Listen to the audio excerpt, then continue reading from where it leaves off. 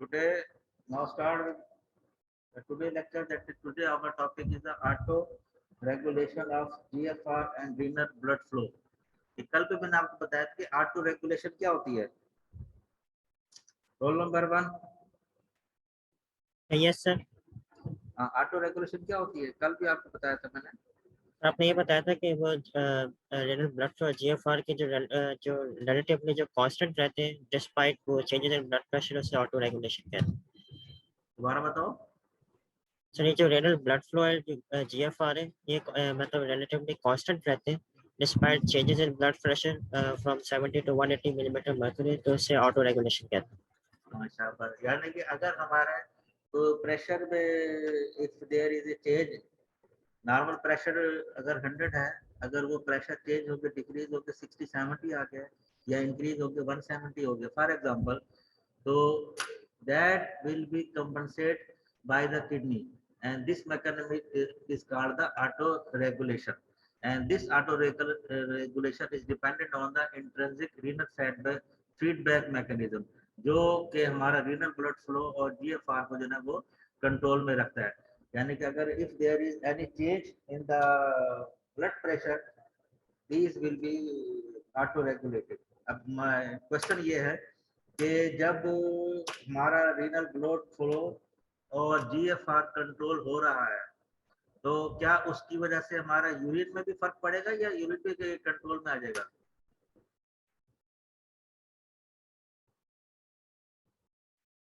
बताएं. चले छोड़े, इसको हम इस तरह हल करते हैं कि अगर जीएफआर हमारा पर डे है 180 लीटर्स, ये तो आपको बताया था मैंने शुरू में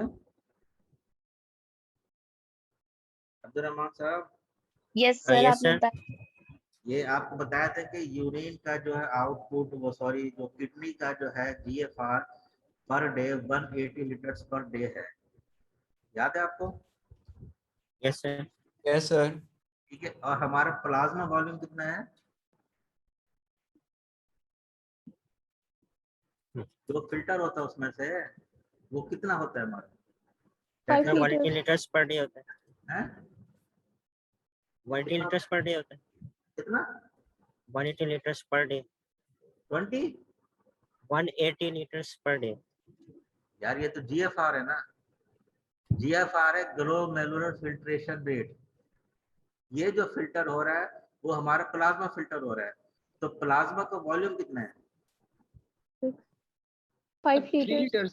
3 liters. Sir 2 litres. 3 लीटर. अब जिसने बोला 3 लीटर्स वो सर मैंने प्लाज्मा वॉल्यूम है. टोटल ब्लड वॉल्यूम हमारा 5 लीटर्स है. अंडरस्टैंड. उसमें जो है प्लाज्मा की जो वैल्यू है दैट इज 3 लीटर्स. तो जो 3 लीटर्स है this 3 litre is filter by the glomerular filtration. उसमें से ये फिल्टर होता है और रिपीटेडली फिल्टर होता है in the during the 24 hours. कितने टाइम्स ये फिल्टर हो जाता है तो ये 680 टन 180 टन बनता है. ये 3 लीटर कितनी मरतबा सर 60 टाइम्स होता है. 60 टाइम जो है ना ये फिल्टर होता है. अब आपको ये बात समझ आई कि जो हमारा प्लाज्मा वॉल्यूम है दैट इज 3 लीटर्स. ठीक है. This 3 litre is filter 60 time in a day by the renal system. This 3 litres filter in a day 60 time by the renal system. तो ये बन जाएगा आपका 180 लीटर्स पर डे. यानी कि वो जो 3 लीटर हमारा वहां से फिल्टर हो रहा है वो बार बार रिपीटेडली फिल्टर हो रहा है और पूरे होल डे में उसको जब हम काउंट करते हैं दैट इज 180 लीटर्स. अब इस 180 लीटर्स में आपको ये बताया था कि बार बार वो रीअब्सॉर्ब हो रहा है. ये चीज आपको याद है कि जो 3 लीटर्स फिल्टर हो रहा है उसमें से बार बार वो रीअब्सॉर्ब हो रहा है. तो रीअब्सॉर्ब होने के बाद नेट जो वॉल्यूम एक्सक्रीट हो रहा है that volume is called the urine output. That volume is called the urine output and the urine output daily कितना है हमारा.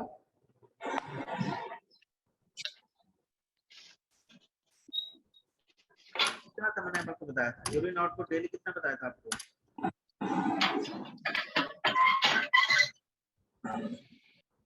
यार अगर आप पढ़ के नहीं आएंगे तो मुझे पढ़ाने का मजा नहीं आता. कोई बताए, एनीवन?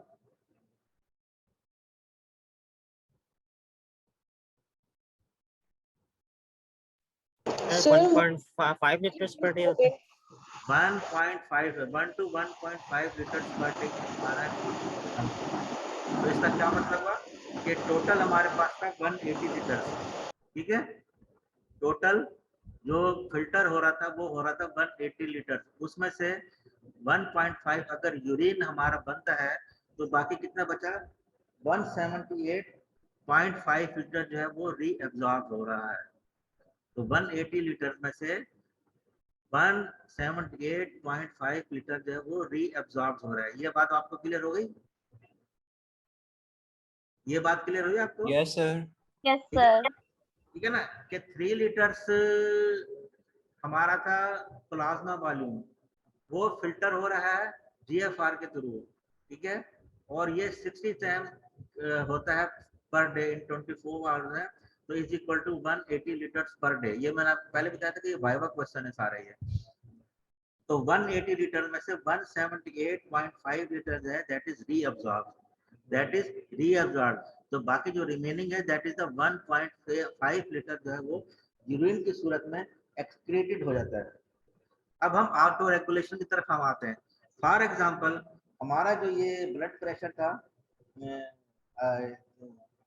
अगर 100, जो मैंने लास्ट टाइम भी चार्ट आपको दिखाया, अगर वो 100 था, अगर 100 में 25% इंक्रीज हो जाता है तो इज इक्वल टू 125। जब ब्लड प्रेशर इंक्रीज हो गया तो जीएफआर में क्या होगा, बढ़ेगा या कम होगा? सब बढ़ेगा। हाँ बढ़ेगा, शाबाश। तो 25% अगर हमारा वो इंक्रीज हो रहा है तो जीएफआर में वो 25% इंक्रीज हो जाएगा। अब आप ये मुझे बताएं कि जो 180 लीटर्स पर डे था उसमें अगर हम 25% इंक्रीज कर देंगे 25%, तो पर डे कितना हो जाएगा? ये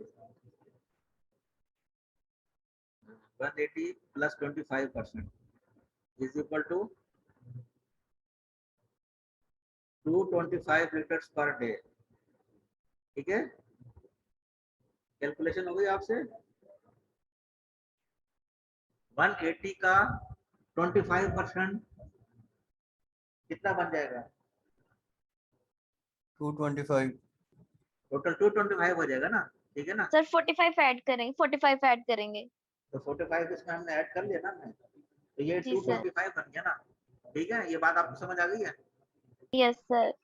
180 लीटर हमारा पर डे, 25% हमारा ब्लड प्रेशर इंक्रीज हो गया।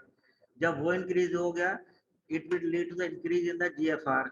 जीएफआर में फॉर एग्जांपल 25% हमारा इंक्रीज हो रहा है, ठीक है ना। अभी हम ऑटो रेगुलेशन की तरफ हम जा रहे हैं। अभी हम इसको नॉर्मल लेते हैं कि 180 लीटर था हमारा शुरू में, ये इंक्रीज हो गया due to the increase in the blood flow, increase in the renal pressure, जो भी कह रहे हैं वहां से 100 से 125 हो गया, ठीक है। तो ये इंक्रीज होके एक्सक्रीशन इसकी होगी जीएफआर की 180 लीटर से बढ़ के it is equal to 225 litres per day. यहाँ तक बात क्लियर हो गई आपको? Yes sir. Yes, sir. अब आप ये देखें 225 लीटर में से जो रीअब्सॉर्ब हो रहा है, अगर हम पीछे की तरफ हम जाए तो वो 178.5 लीटर था। कितना था वो? 178। 178.5 लीटर. 178.5। अब 225 में से अगर हम 178.5 लीटर हम निकाल दें तो बाकी रिमेनिंग क्या बचेगा? And this sir remaining 46.5। हाँ 46.5 लीटर जो है ना, इसने एक्सक्रीट होना है, इसने एक्सक्रीट होना है अगर हमारा ऑटो रेगुलेशन ना हो। अब ये 46.5 अगर रिटर्न इंक्रीज हो गया तो कैसे हो जाएगा? टोटल तो हमारे पास ये प्लाज्मा है सिर्फ 3 लीटर, टोटल 3 लीटर है ना, उसमें से 45.6 कैसे रिलीज हो निकल सकता है? नहीं निकल सकता ना। इसलिए ऑटो रेगुलेशन होते हैं कि वो उस चीज को हमने रोकना है।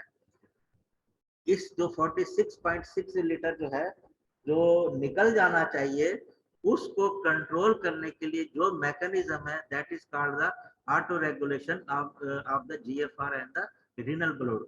अब आपको इसकी बात समझ आई कि ऑटो रेगुलेशन क्या चीज है?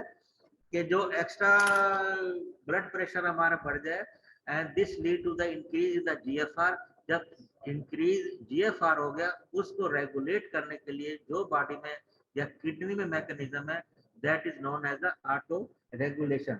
अब नॉर्मली जो फ्लूइड निकलना चाहिए था वो था 46.5 लीटर, यानी about it is 30 fold increase हो जाएगा।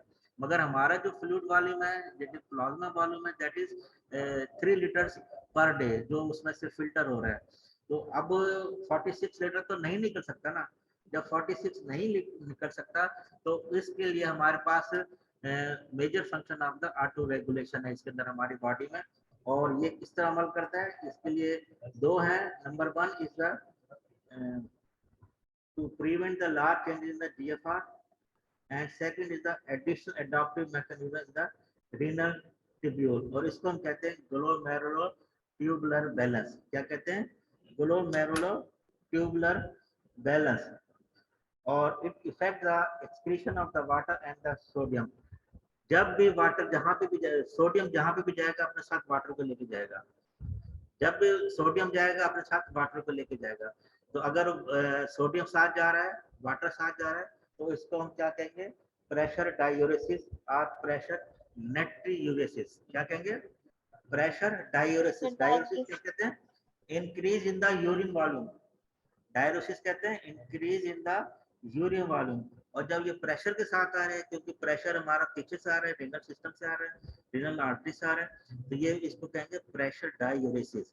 और इसी के साथ हमारा सोडियम बाहर निकलेगा, तो इसको हम कहेंगे प्रेशर नेट्रीयूरेसिस। ये टर्मिनोलॉजी आपको समझ आई आपको कि प्रेशर डायूरेसिस क्या है, प्रेशर नेट्रीयूरेसिस क्या है? जब सोडियम जाएगा तो अपने साथ वाटर भी साथ ले जाएगा। तो ये प्रेशर हमारा पीछे से आ रहा है, रिनल आर्टरी का प्रेशर बढ़ा है, 25% बढ़ा है, तो उसकी वजह से डायूरेसिस हो गई है और सोडियम में निकल गया। जब ये दो चीजें बाहर निकल गई तो ऑटोमेटिकली जो है हमारा वो जो फालतू था, जो फिल्टर जो फालतू 46 लीटर ज्यादा बन गया था, वो भी ऑटोमेटिकली उसने आउट हो जाना है। So this is the auto regulation की डेफिनेशन को इस तरह आपने डिस्क्राइब करना है। अगर आपको यूनिवर्सिटी क्वेश्चन आ जाए कि ऑटो रेगुलेशन क्या है, तो आपने उसको इसी तरह बताना है कि ऑटो रेगुलेशन का मतलब क्या है? It is controlling mechanism of the renal system to control the extra fluid management. Importance of GFR auto regulation two है।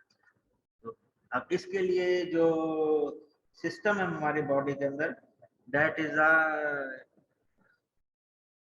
juxtaglomerular apparatus। अगर आप अब आज का ये मेन टॉपिक हमारे के व्हाट इज जक्स्टा, पहले आपको ये समझाएंगे, फिर पता चलेगा आपके अंदर ट्यूबुलर मैकेनिज्म क्या हो रहा है। ये juxtaglomerular apparatus जो है, ये यूनिवर्सिटी क्वेश्चन है, या आप लिख लेंगे साथ साथ जो मैं आपको बताता हूँ। juxtaglomerular apparatus यूनिवर्सिटी क्वेश्चन भी है, इसकी डायग्राम भी आ सकती है और इसकी डिटेल भी आ सकती है, डिस्क्रिप्शन भी आती है इसकी और इसकी डायग्राम भी आती है। ये यूनिवर्सिटी क्वेश्चन है, plus this is viva question कि juxtaglomerular apparatus किन किन हिस्सों में, यानी उसके अंदर क्या क्या चीजें होती हैं। अब अगर आपको ये स्ट्रक्चर याद हो नेफ्रॉन का, ये नेफ्रॉन है, ठीक है, ये बोमेन कैप्सूल है, ये आफ्रेंट आर्टेरियोल्स है और ये इफरेंट आर्टेरियोल्स है, ठीक है। ये बोमेन कैप्सूल है और ये पीसीटी है, ये और ये लूप ऑफ हेनले। जहाँ लूप ऑफ हेनले का ये असेंडिंग नेम है, तो ये शुरू होता है डिस्टल ट्यूब्यूल। ये डिस्टल ट्यूब्यूल का इनिशियल पोर्शन है। अब इस पोर्शन को हमने एनलार्ज किया है, ठीक है। juxtaglomerular apparatus में क्या क्या चीजें हैं? afferent arterioles, efferent arterioles, okay, initial portion of the distal tubule, okay। अब हम इसको एनलार्ज कर रहे हैं। अब आप इस पिक्चर पर आप आ जाए।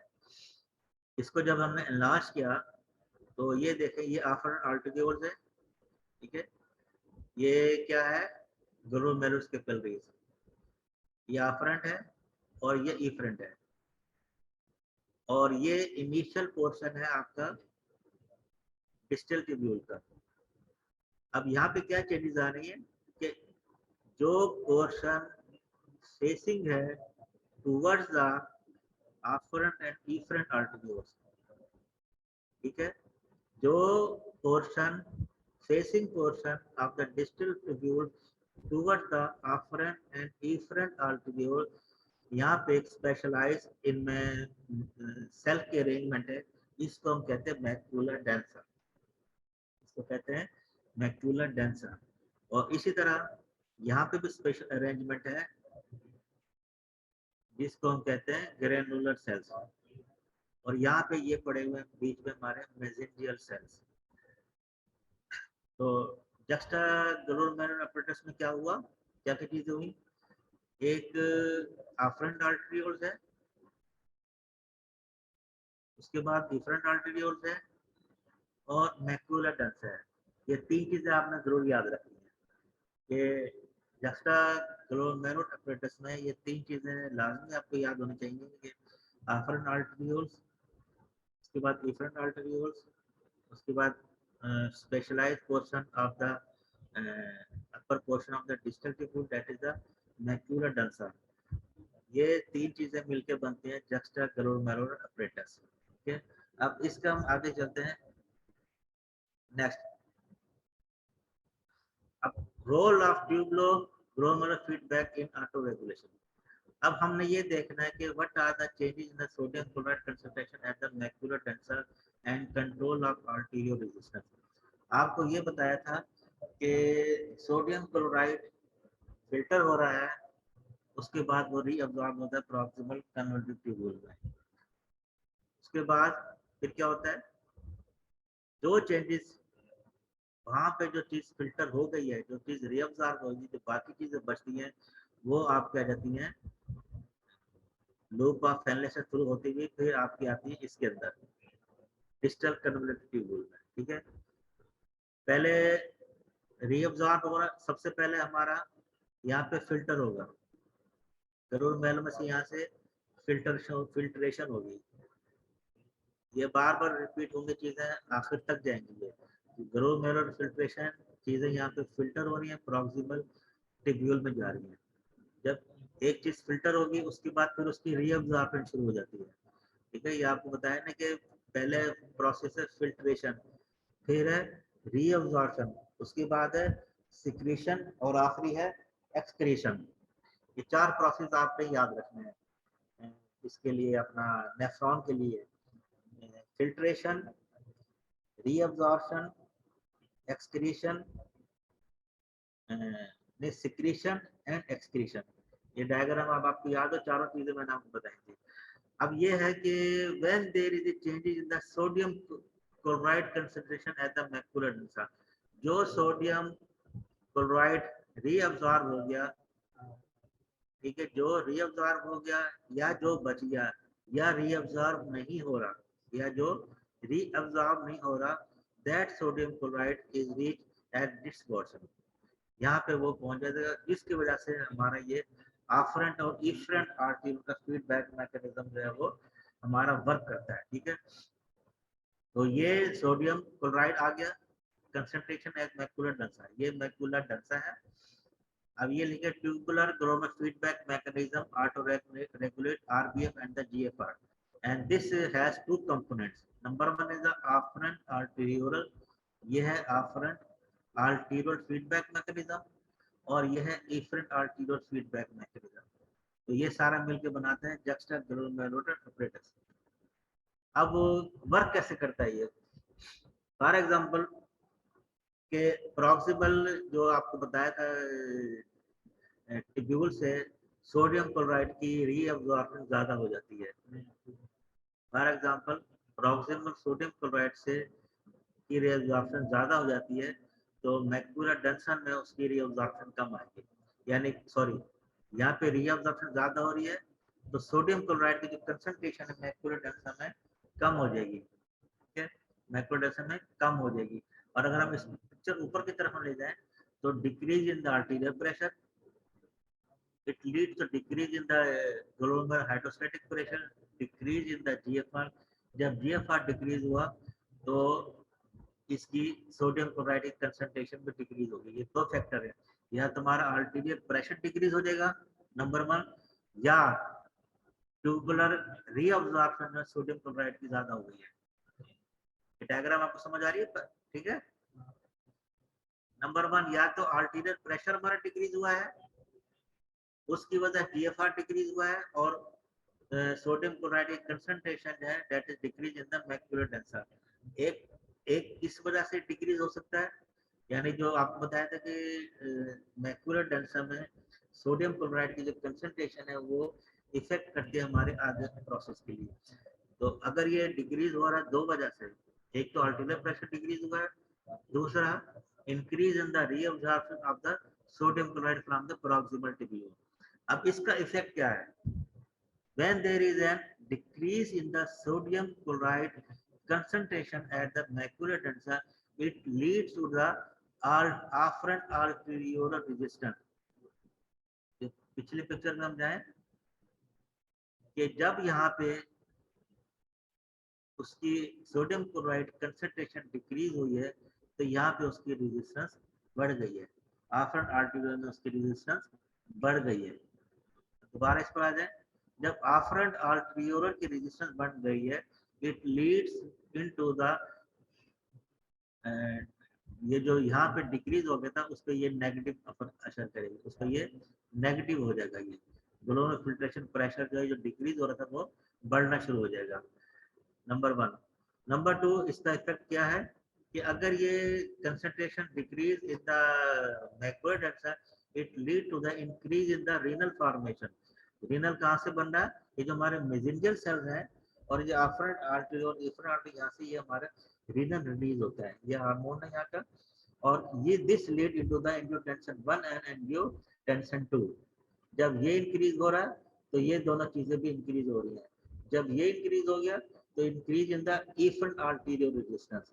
ठीक है, ये आपको पहले बताया था कि एंजियोटेंसिन जो है वो इफरेंट आर्टेरियल के रेजिस्टेंस को इंक्रीज करता है, और ये क्या कर रहा है? ये आफ्रेंट आर्टेरियल रेजिस्टेंस को डिक्रीज कर रहा है। ठीक है, यहाँ पे मैक्युलर से आफ्रेंट आर्टेरियल के रेजिस्टेंस को डिक्रीज कर रहा है, और ये इधर जो है रीनल जो है ये इफरेंट आर्टेरियल के रेजिस्टेंस को इंक्रीज कर रहा है। तो इट लीड्स इनटू द इसको नेगेटिव इफेक्ट आएगा, जो यहाँ पे प्रेशर डिक्रीज था ये इंक्रीज हो जाएगा। जब ये इंक्रीज हो जाएगा तो जीएफआर जो है वो आपका इंक्रीज हो जाएगा, वो ये नॉर्मल हो जाएगा। ये ग्राफ आपको समझ आ गया सबको?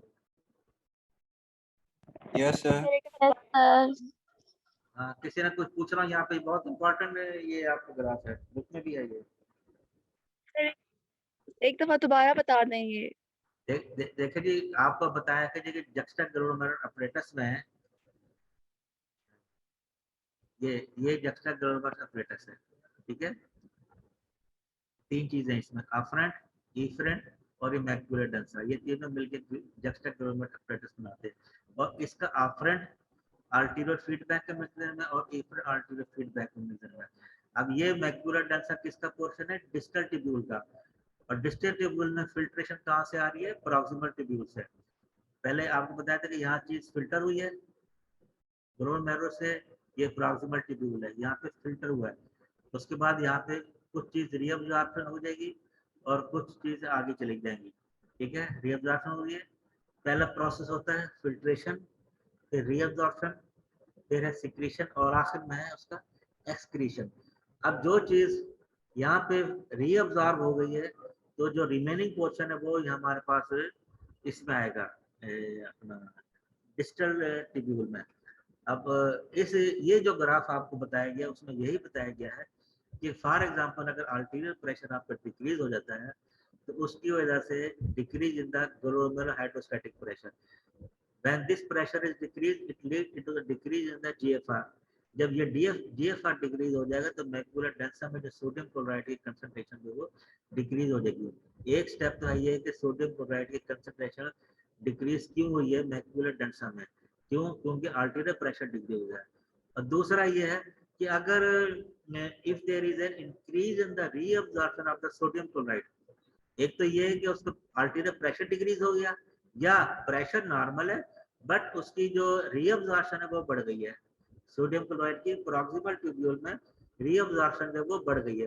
तो ये दोनों इफेक्ट जो है ना क्या हो जाएंगे, decrease in the sodium chloride concentration in the macula densa. Macula densa किसका पोर्शन है, डिस्टल ट्यूब्यूल का। जब ये डिक्रीज हो जाएगा तो इसके दो इफेक्ट होंगे।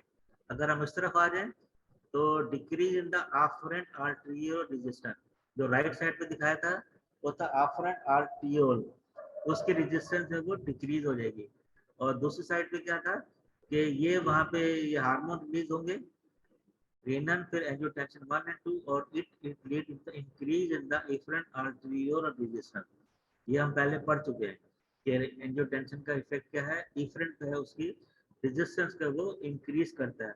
तो ये दोनों इफेक्ट जो हैं, दोनों ये वाले भी, राइट वाले भी और लेफ्ट वाले भी, decrease in the afferent arterial resistance and increase in the efferent arterial resistance is lead to the negative effect आएगा on the glomerular hydrostatic pressure। यानी नेगेटिव से क्या मुराद है, ये जो है ना जो डिक्रीज हो रहा है ये इंक्रीज हो जाएगा। जब ये इंक्रीज होगा तो जीएफआर इंक्रीज हो जाएगा और ये toward the normal. So this is the mechanism of the tubular feedback mechanism for the controlling of the GFR। अब एक चीज और है कि मैक्यूला डेंसा जो है सेल जब वो रखते हैं content Golgi apparatus। Golgi apparatus का मेन फंक्शन क्या है, बहुत पहले हमने पढ़ा था सेल के अंदर। These are the secretory sir packaging करता है, सिक्रीशन करवाता है। secretory granules, ठीक है, and these are secretory granules directed towards the arterioles and these cell may be secreting a substance towards the arteriole। ये एक बुक में आप एक फिक्र लिखा था, ये मैंने नोट किया आपको, इसको भी आप देख लीजिएगा। अच्छा ये हो गया डायग्राम। नेक्स्ट है आपका, अगर ये ब्लॉकेज हो जाए, एक की पैराग्राफ आपका दिया हुआ बुक के अंदर, blockage of angiotensin 2 formation further reduce GFR during renal hypoperfusion. Renal hypoperfusion से क्या मुराद है, अगर उसका फिल्ट्रेशन कम हो रही है, हाइपोपरफ्यूजन उसकी फिल्ट्रेशन कम हो रही है due to the decrease in the blood pressure. तो ये आप में बिल्कुल सेम उसी तरह ही है कि रीनल एंजियोटेंसिन का फंक्शन आपको बताया था कि वो कंस्ट्रिक्ट करता है एफरेंट आर्टेरियोल्स को। एफरेंट आर्टेरियोल को वो कंस्ट्रिक्ट करता है। जब उसको कंस्ट्रिक्ट करता है तो वो जीएफआर पे क्या असर होता है,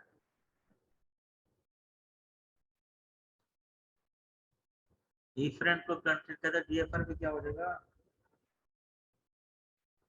डिक्रीज करेगा, बढ़ जाएगा। हाँ बढ़ जाएगा, ठीक है।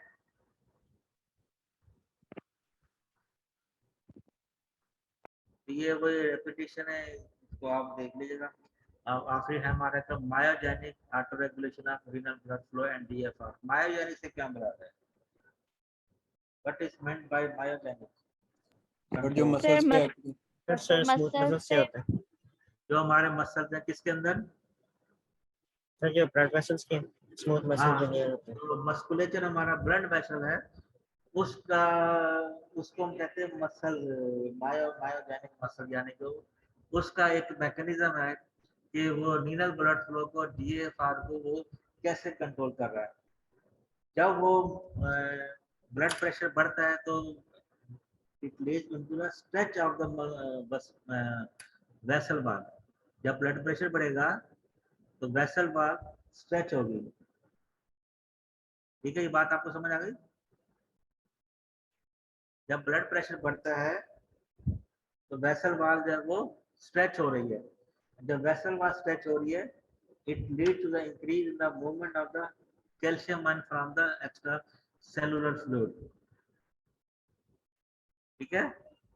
जब कैल्शियम आयन अंदर आया तो वो कंट्रैक्ट कर देगा हमारे इसको muscular skeletal of the blood vessel. पहले क्या हुआ है कि ब्लड प्रेशर इंक्रीज हुआ तो हमारी जो उसमें स्ट्रेच हो गई है, ब्लड वेसल स्ट्रेच हो गई। जब ब्लड वेसल स्ट्रेच हो गई है तो कैल्शियम आयन का फ्लो जो है ना इनवर्ट हो गया from the extra cellular toward the intracellular, और उसकी वजह से वो कंट्रैक्शन मैकेनिज्म वहां पर आ गया। And this contraction mechanism lead to the, क्या करेगा वो, दिस कंट्रैक्शन वैस्कुलर रेजिस्टेंस बढ़ जाएगी। सर रीनल ब्लड फ्लो को नॉर्मल करेगा। हाँ, उसको रीनल को नॉर्मल करेगा और वैस्कुलर रेजिस्टेंस इंक्रीज हो जाएगी, मस्कुलर रेजिस्टेंस है वो इंक्रीज हो जाएगी। ठीक है, एक तो ये मैकेनिज्म मायोजेनिक का। अच्छा, इसके अलावा दो चीजें हमारी और हैं कि रीनल फ्लो को जो इंक्रीज करें, एक है हाई प्रोटीन इंटेक और एक है increase blood sugar, blood glucose level. Other factor that increase renal blood flow and the GFR, high protein intake and the increase blood glucose. High protein क्या करेगी? ये एक ग्राफ आपकी बुक में दिया हुआ, इसको आपने देखना ना, मैंने यहाँ पे उसको प्रेजेंट भी किया कि जब हम हाई प्रोटीन इंटेक करते हैं, प्रोटीन डाइट हम ज़्यादा लेते हैं, तो वो ब्रेक डाउन होने के बाद अमाइनो एसिड बनता है। जब हम प्रोटीन इंटेक लेंगे, it will lead the increase in the amino acid. ठीक है, जब अमाइनो एसिड बढ़ गए तो वो अमाइनो एसिड की रीअब्जॉर्प्शन जो है वो बढ़ जाती है। जब उसकी अब्जॉर्प्शन बढ़ जाएगी तो उसके साथ सोडियम क्लोराइड की रीअब्जॉर्प्शन भी वो बढ़ जाएगी फ्रॉम द प्रॉक्सिमल ट्यूब्यूल। जब उसकी रीअब्जॉर्प्शन बढ़ गई है तो फिर अल्टीमेटली वो डिक्रीज हो जाएगा कहाँ पे? मैक्युलर डेंसम में। जब मैक्युलर डेंसम में वो डिक्रीज हो गया तो आफ्रेंट आर्टरियल रेजिस्टेंस डिक्रीज हुई है और उसकी वजह से जीएफआर आपका बढ़ गया है। तो यानी कि जैसे ही हम प्रोटीन इंटेक लेते हैं तो with in 1 to 2%, 1 to 2 hours जो हमारा रीनल ब्लड फ्लो या जीएफआर जो है वो इंक्रीज हो जाएगा 20 से 30% हमारा जो है वो रीनल ब्लड फ्लो भी इंक्रीज होता है और हमारा जीएफआर भी हमारा इंक्रीज होता है। And same it is in the glucose intake. जब हम ग्लूकोज इंटेक करते हैं तो उसमें भी ये इसी तरह ही हमारा जीएफआर जो है वो इंक्रीज हो जाता है। तो ये आप बुक में से देख लीजिएगा, इसमें कोई मुश्किल चीज़ नहीं। हमारा मैकेनिज्म मैंने आपको सारा समझा दिया कि किस तरह उसकी रीअब्जॉर्प्शन हो रही है और किस तरह जो है वो सोडियम क्लोराइड जो है वो रिड्यूस हो जाता है डिस्टल ट्यूब्यूल में। तो ये मैकेनिज्म में आपको आना चाहिए। तो बाकी चीज़ें जो है आप इसको खुद इसको देख सकते हैं।